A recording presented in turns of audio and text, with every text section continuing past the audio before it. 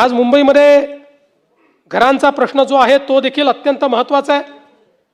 विशेषतः काही वेगवेगळ्या पद्धती आपण या ठिकाणी केलेल्या आहेत, ज्यामध्ये स्वयंपुनर्विकास असेल, ही एक अत्यंत महत्त्वाकांक्षी योजना आपण सुरू केली।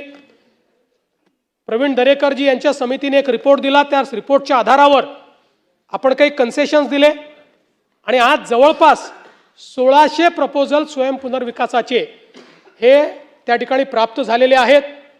58 गृहनिर्माण संस्थांना देकारपत्र दिलेली आहेत, 41 संस्थांना नाहरकत प्रमाणपत्र मिळाली आहेत, 6 संस्थांची भोगवटा प्रमाणपत्र देखील जारी झालेली आहेत आणि 13 संस्थांना व्याज माफी देखील आपण दिली आहे।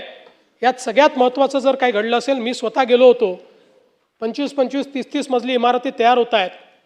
स्वयंपुनर्विकासामध्ये 400 फुटामध्ये राहणारा व्यक्ती बिल्डरकडे गेला असता तर 600 फूट मिळालं असतं।